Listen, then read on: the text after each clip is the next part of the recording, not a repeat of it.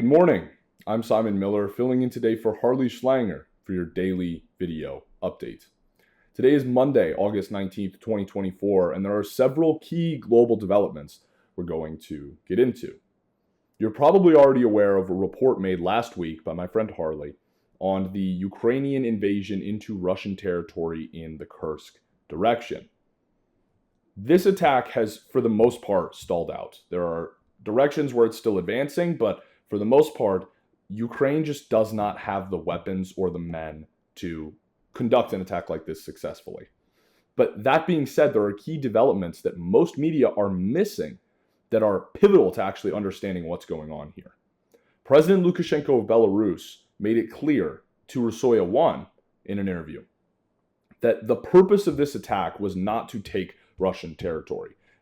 If anyone had it in their mind that the point was to somehow actually take this Russian territory, they're wrong, because it's not possible. Ukraine doesn't have the manpower to do that. But what they do have the manpower to do, and what they have the weapons to do, the drones and the explosives to do, is to cause a huge amount of chaos in this region, such that the Russian officials will think that this is an existential threat. And you might have heard that term before, existential threat. That is the exact wording used by Putin and other Russian major officials who have said that if there is an existential threat to Russian state or to the Russian territory, that they would be able and willing to use nuclear arms.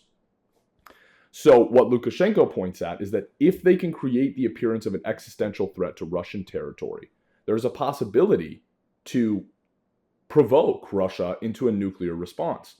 If this provocation occurs successfully, if Russia were to use nuclear arms, Ukraine would be happy because this would give them the air of international credibility. Now, of course, the leading NATO countries, the Anglo-American world order, has already fully backed Ukraine.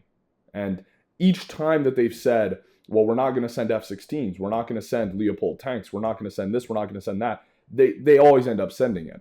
Because they need to continue this war. They need to kill Russians. They need to destabilize Russia's economy. But so far, that has all failed. The Russian economy has not stagnated. It has not imploded.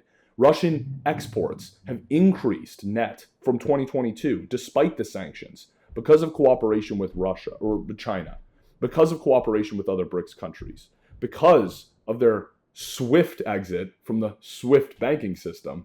Russia's economy has not exploded. The grocery stores are still packed full. They're still building new infrastructure. Putin is going on peace tours around the world, meeting with key officials to talk about how they're going to build a new world economic paradigm. So because none of that has worked, because Russia's economy has not exploded, because they still have allies in the international community, the obvious next step and the last-ditch effort is for Ukraine to strip Russia of that international credibility.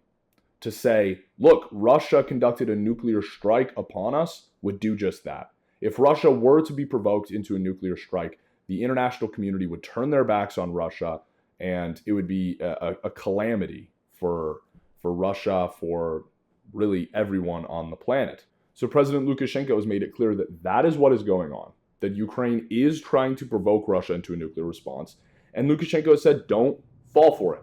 Don't fall for it. Keep doing what you've been doing. Build the new international economic paradigm. Fight off the NATO forces where you can, and do not get pulled into a nuclear calamity. But speaking of nuclear calamities, there's another whole issue at play that comes from the International Atomic Energy Agency. The Director General of the International Atomic Energy Agency made a statement that says, yet again we see an escalation of the nuclear safety and security dangers facing the Zaporizhzhia Nuclear Power Plant.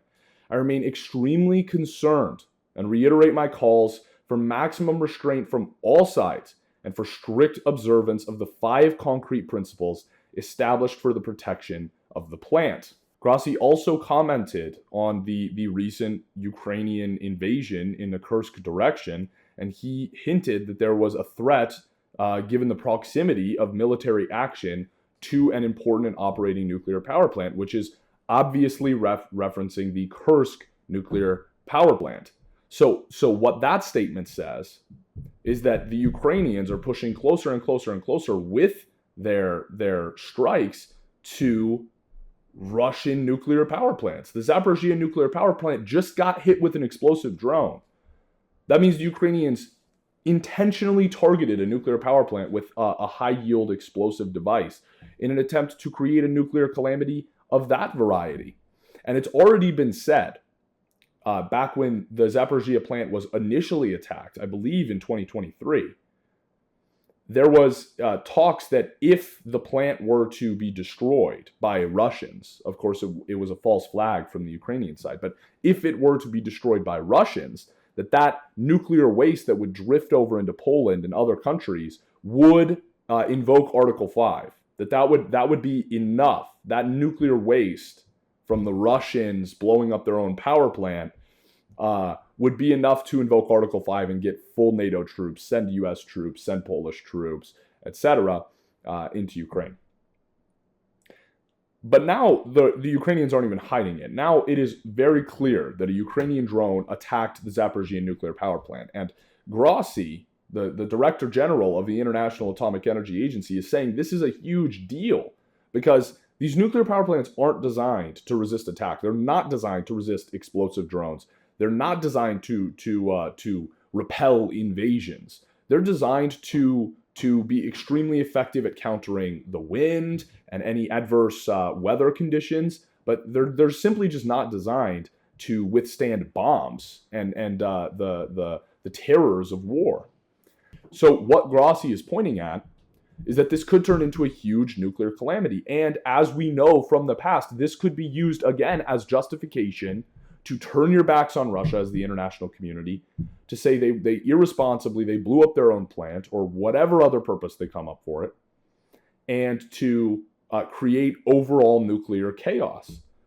And for this purpose, the Russian representative to the International Atomic Energy Agency has invited Rafael Grossi to Moscow to hold talks about nuclear safety, to ask him what steps need to be taken to prevent a nuclear disaster. This falls in line with what we've seen repeatedly, reported on these daily updates, reported in the EIR daily briefings, that the Russians have consistently upheld the side of diplomacy. Since the very beginning of this conflict, there has been attempts from the Russian side for diplomacy. Okay, and even before this new wave of conflict in 2022, you did have the Minsk Accords, both 1 and 2, where the Ukrainians and the Russians came together and they made agreements. They actually talked to each other. As we come to find out now, Putin has not gotten a single call from Joe Biden since the start of this conflict. But prior to this conflict, there were attempts being made at diplomacy from both sides. Now, it's only the Russian side. What you had in 2022, late 2022, after this conflict had already begun, was a signed peace deal that was ready to go into effect between Russia and Ukraine. And what happened? Boris Johnson of the UK flew in and destroyed the whole thing. It got canned. And now, untold Ukrainians are dead. Now there's attacks on nuclear power plants, explosive attacks on nuclear power plants. Now there's a Ukrainian invasion into sovereign Russian territory, not only near a nuclear power plant, but also with the explicit intention of causing nuclear conflict, of causing Russia to drop a nuclear bomb. Are our leaders even thinking? Are the Ukrainian leaders even thinking? Is Zelensky thinking? Are Joe Biden or his handlers even thinking? Because let's say that's successful. Let's say there's a nuclear disaster at the Kursk Nuclear Power Plant. And let's say that the Russians do get pulled into a nuclear conflict where they use nuclear force in defense of their Russian sovereign territory. What's next? Is that going to be the only nuclear bomb dropped? We have seen time and time again the myth be debunked. According to Scott Ritter, who is an expert on these matters, who was a UN weapons inspector, who went into Iraq and proved that there were no ICBMs there. He says there is no such thing as a limited nuclear exchange. He says that if a bomb gets dropped, you have immediately begun a causal chain that will lead to all-out nuclear war. We are on the verge of World War III. Everyone already knows that. But most people remain unconvinced that this could quickly escalate into a nuclear war. So today's developments, they stand as a testament to that. What they stand as a testament to is that one wrong move, whether it's that drone actually having blown a hole into Zaporizhzhia Nuclear Power Plant, releasing toxic nuclear waste onto civilian or military populations in Russia, and that wind possibly blowing it over into European countries. Boom, there's one misstep. That could start an Article 5 right now. That's been clearly stated by NATO countries. But second, a nuclear conflict intentionally started from the Ukrainian side, which of course is the proxy for NATO, for the Anglo-American world empire.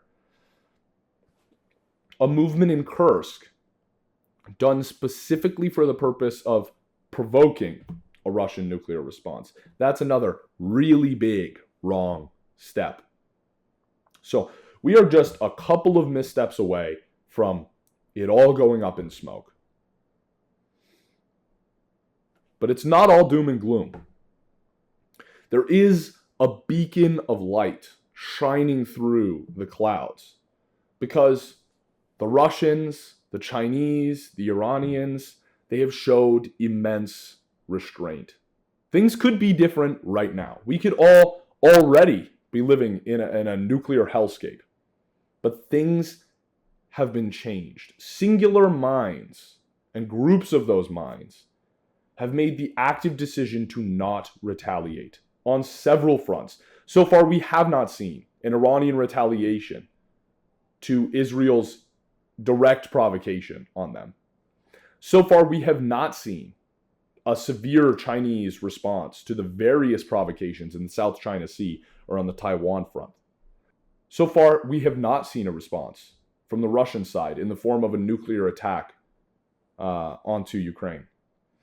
So there's a pole on the opposite side of all of this. There, on the flip side of the Anglo-American world empire, there is a new paradigm. There's a paradigm led by the vision of people like Helga Zaporizhzhia and her 10 principles, or the Chinese 5 principles of peaceful coexistence. There is a paradigm arising where countries are not just rushing into major blunders that could put us all at risk. And within this paradigm that is newly arising, that is delivering hope to the entire world, despite the danger of nuclear war that we do face, it is a very real danger. Within that ray of light, there are developments as well. The developments aren't all just doom and gloom. We have the Triennial China-Africa Forum, which will meet in 2 weeks in Beijing. China has built tens of thousands of miles of rail. They've built power plants. They've built schools. They've built hospitals in African countries, all at low interest. It's not debt traps like what are offered by the Western countries. And here in the West, we held one of the most successful International Peace Coalition meetings last Friday, where hundreds of people tuned in to hear Scott Ritter, who, of course, as most people already know, had his house raided after his passport just a couple months ago was revoked and he was ripped off of a plane trying to go to a peace conference. His house was raided, and documents were stolen from his basement, which detailed the Iraq war fraud, the fraud that there were WMDs in Iraq. Scott Ritter got onto the IPC and delivered a message of confidence, where he not only stood with the LaRouche organization and said very clearly that if people had rallied around Lyndon LaRouche when his house was raided, when hundreds of FBI agents stormed in to LaRouche's house, if people had rallied around him, then maybe the same thing wouldn't be happening to Scott Ritter today. And so what we need to do is rally around people who are being attacked by intelligence agencies and people who are saying, look, you are violating the Constitution, you are putting us on the brink of nuclear war, and you are not cooperating with the new paradigm that exists that is trying to come into fruition. And the IPC is an important fundamental part of that. China is an important part of that. Belarus is an important part of that. Russia is an important part of that. African nations generally, countries from around the world are an important part of it, and you are an important part of it. So, if you take anything from this, don't take the doom and gloom. Don't go in and get depressed because we're on the verge of nuclear war, because our leaders aren't thinking. Be the leader. Be the person who's thinking. Be the person who wants to join the new paradigm. Be the person who reads Helga Tseps-LaRouche's 10 principles of a new international security and development architecture. Go and read, seek out the Chinese 5 principles of peaceful coexistence. Embody those values, participate in the IPC, participate within your community, and build the world you want to see. Because your mind is the single most powerful tool that you have at your disposal to affect change, to change the tides of history. Each and every one of you has the ability to do so. So with that, please feel free to join the International Peace Coalition's meeting this Friday at 11 a.m. Eastern Time. And thank you.